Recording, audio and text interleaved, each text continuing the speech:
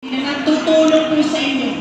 Ito po yung anti-no permit, no exam policy. Ito po yung batas na nagbibigay pahintulot sa mga estudyante ng private institutions na makapag-examine kahit hindi pa buong nababayaran ang mga tuition fees ninyo. Bawal na po ang hinahadlangan ng pag-examine ng mga bata.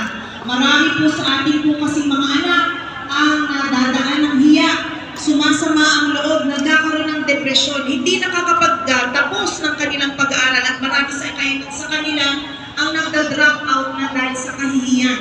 Pwes, batas na ito ay magbibigay ng pahintulot na mag-examine ang ating mga anak, ngunit ang mga magulang, syempre, kailangan pa rin ang bayad ng tuition fee kahit papaano. Kahit delay, pag-examine ng mga bata, pero dapat mabayaran pa rin ang mga tuition fee ng ating mga anak. Hindi natin kakaligtaan, syempre, na ang national government ay may mga programa sa pagbibigay po din ng mga scholarships para matulungan ang ating mga kababayang Pilipino. Last May 1, nag-celebrate tayo na Labor Day. At tayo proud to say na sa Senado, pumasa na po yung kanilang panukala na tumaas kahit 100 pesos ang sahod ng manggagawang Pilipino.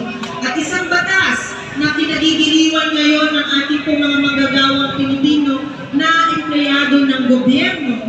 Ito po yung night differential na nagpapahintulot na bigyan ng 20% night differential ng ating mga manggagawang government officials na nagtatrabaho simula 10 p.m. ng gabi hanggang alas 4 ng umaga. So, kailangan po mabayaran ang inyong mga night differentials. Kasama na po dito ang ating mga nurses. Yan po ay magandang balita dahil sa hirap po ng pagkita ng manggagawang Pilipino dahil taas ng taas po ang mga bilihin. Ilan lamang po yan sa mga panukalang batas na isinagawa ng ating mahal na Senador Bong Revilla. At tinulungan syempre ng inyong lingkod. Kasama na rin po ang ating pong Agimat Party List at doon din po si Congressman Jolo Revilla. Pinaglaban po natin ang mga ito. At isa pa, para sa mga public school teachers, na-institutionalize po ni Senator Bong Revilla yung pagtaas ng tinatawag po natin teaching allowance o yung CHOC allowance na tinatawag. From 5,000 pesos, magiging 10,000 pesos na po ang teaching allowance o CHOC allowance ng mga guro bilang pagbibigay tulong sa kanila dahil kailangan po ay ma-inspire sila magtrabaho at magturo sa ating pong mga estudyante. So ilan naman po yan sa mga isinulong na batas ni Senator Bong Revilla. Nandiyan pa ho yung gusto niyang early retirement para sa ating mga manggagawa from 60 years old gawing 56 years old para ma-experience naman ng manggagawang Pilipino ang early retirement. At nandiyan din po yung pagpapababa ng tinatawag po nating senior citizen age to 56 years old para yung 20% discount ay matitikman na po natin at an early age of 56. Yan po ay ilan pa lang sa panukala ni Senator Bong Revilla ay sinusulong at marami pa pong iba. So sana po ay magpo-phone patch si Senator Bong Revilla ngayong gabi sa ating lahat. Ngayon, mahina daw po ang signal. Unfortunately, hindi po siya makapag-phone patch at makita niyo po sa ating pong LED screens. Pero ito lamang po ang mensahe po niya sa inyo. Sana po ang lahat ng members ng UGB ay maging kaisa ng ating po pamahalaan. Your name, ang inyong pangalan, palamang, guardians, speak a very important role in our country. You are gatekeepers of peace. Kayo po ang tagamasid. Kayo ang tagagabay ng kapwa Pilipino. Sama-sama po natin ito. Iwas na ang mga pag-aaklas. Iwas na ang paghahati-hati.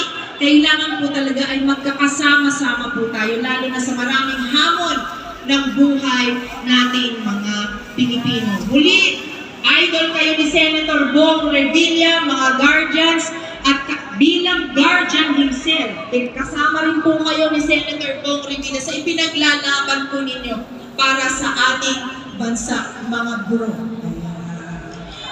Maraming pong salamat. Ito po si Congresswoman Lani Mercado Revilla. Kasama po ng aking cute na mahal sa buhay, nag-iisang tulumin sa buhay ni Gloria. Si Senator Bong Revilla Jr. na bumabati po sa inyo ng happy 48th anniversary mga guardians. Maraming salamat po. Hindi po matatapos ang gabi ito, may pasabi nga pala si Senator Bong Revilla. Nakita namin ang inyong programa. Meron daw kayong raffle. Totoo po ba yun? May raffle daw po kayo. Magdodonate po si Senator Bong Revilla ng 100,000 pesos para lahat po ay maligayahan sa inyong anibersaryo. Ngayong gabi, ibibigay ko po kay sa inyo pong presidente ang pondong ito. Nasa si Sir Bong. Nasa po siya. Nandito po ba, sir? Madam, o yung misis na lang, ang bibigyan ko, pwede po ba si misis ang nandito? Ma'am, ito po, pandagdag sa kasiyahan ng ating pong mga members na nandito. Mabuhay po ang guardians. Ito po, pinabibigay po ni Senator Bong Revilla bilang pandagdag sa inyong kasiyahan ngayong gabi. At hindi po matatapos ang gabi nito. Hindi po matatapos ang gabi nito daw kung hindi ko kayo aawitan. Okay po ba yun, sir? Anong gusto nyo? Mabilis o mababa?